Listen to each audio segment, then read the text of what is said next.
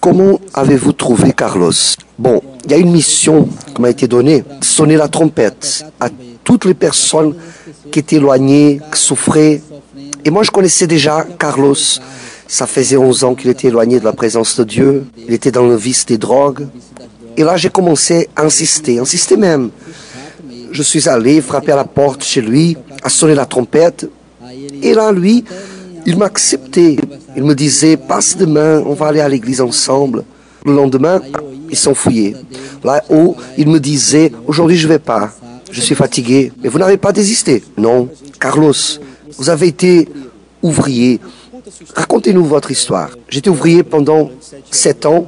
Je faisais des classes pour être auxiliaire de pasteur. Et là, à cause de quelques situations, je me suis refroidi et je me suis éloigné de Dieu. J'ai commencé à arrêter d'aller aux réunions, à remarquer des erreurs des ouvriers, de pasteurs. Je laissais la rancune rentrer dans mon cœur. Quand je me suis rendu compte, j'étais déjà dans le monde. Je n'ai pas rentré tout de suite dans les drogues. Satan m'a pris petit à petit. Et quand je me suis rendu compte, j'étais déjà dans les drogues, dans la cocaïne, dans la prostitution, dans les fêtes. Ma mère ne faisait que pleurer avec. Il y a une fois que je me suis fermé dans ma chambre, j'étais vraiment drogué. J'ai essayé de me tuer à ce moment-là. Mes sœurs ont essayé de casser la porte. J'étais dans la boue. Je faisais des dettes.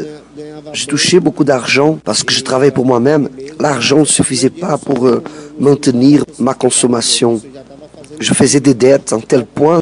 Un des plus grands trafiquants de mon quartier, de ma région, il est arrivé chez moi et lui-même est parti derrière moi. Il m'a dit, oh, tu vas mourir aujourd'hui. Mais je lui ai dit, non, mais je vais te payer à cause de 100 réals. Mais il a dit, non, tu vas mourir aujourd'hui. Alors, il a pris son arme, il a appuyé 2 fois, mais l'arme n'a pas tiré. À un moment donné, je suis allé voir une femme, travailler avec les esprits, que je voulais faire un pacte de sang, parce qu'elle m'a dit qu'un des plus grands trafiquants de Bahia allait chez elle. Je me suis dit, moi, je veux la même chose que lui pour moi. Je veux cette facilité. Elle m'a dit, tu sais que c'est pas comme ça. La chose est sérieuse. Et moi, j'ai dit, je veux. Elle m'a dit, va, rentre chez toi. Après, je t'appelle. Le jour qu'elle m'a rappelé, je suis arrivé chez elle. Elle m'a dit, on ne peut pas le faire, Carlos. Tu étais chrétien auparavant. J'étais.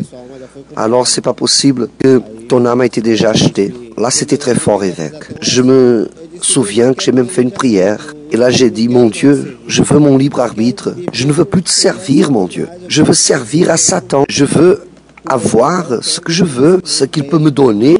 Mais il n'a pas eu de solution. Non, on n'a pas pu le faire. Comment étiez-vous tandis que vous étiez ouvrier? Moi, j'étais quelqu'un très dédié à l'œuvre de Dieu.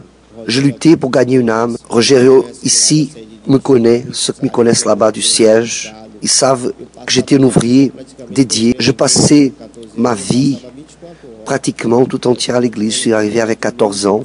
Je prenais soin de cellules de prière de l'église. Je m'investissais. Je passais faim tout mon dimanche. Même si j'amenais de la nourriture pour moi-même, mais pour rester là, en train d'évangéliser dans cette guerre-là, il y a un ex-ouvrier qui est retourné à l'œuvre ce dimanche dernier, là, à cause de mon témoignage, qu'il était de mon époque-là. Lui était éloigné, son cœur dur, sa sœur luttait toujours, mais il est retourné maintenant. Parce que c'est pas facile, évêque. Pour quelqu'un qui n'a pas passé par là, il se dit, il est comme ça parce qu'il le veut. Mais c'est pas facile.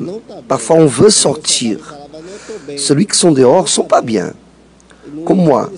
Moi, j'étais pas bien. Les gens dehors sont pas bien, veulent retourner. Comment vous êtes aujourd'hui? Aujourd'hui, c'est une merveille, évêque. Chaque jour, c'est un pas après l'autre. Je lutte, je pleure tout le temps devant Dieu. Je me repentis tellement, Seigneur, du jour que j'ai tourné le dos à toi, Seigneur. Parce que j'aurais pu conquérir beaucoup plus dans ta présence. Mais me voici maintenant, Seigneur. Je veux la gloire de la deuxième maison. Je me suis baptisé dimanche dernier, j'ai pris ma décision. Je veux quelque chose de concret, je veux naître de nouveau. Je veux avoir une aversion de ce monde, des drogues, de la prostitution, des amitiés, de tout.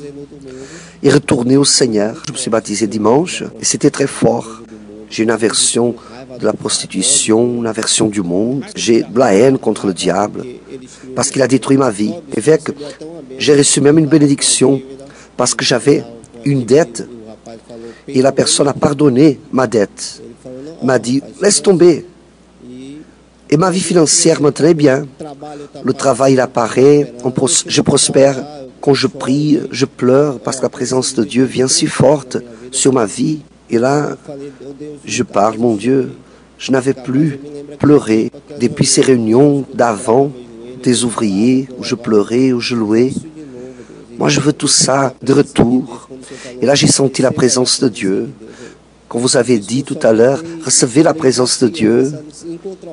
Alors, évêque, moi, j'ai pleuré comme un enfant, sans pouvoir me contrôler. C'est une merveille. Je ne veux plus jamais quitter Dieu pour rien. Celui qui sauve des âmes est en train de sauver sa propre âme. Dieu ne va pas laisser un gagneur d'âme aller dans l'enfer. Il n'est pas allé dans l'enfer parce qu'il était un gagneur d'âme. Il a été amené par la miséricorde de Dieu. Que Dieu vous bénisse.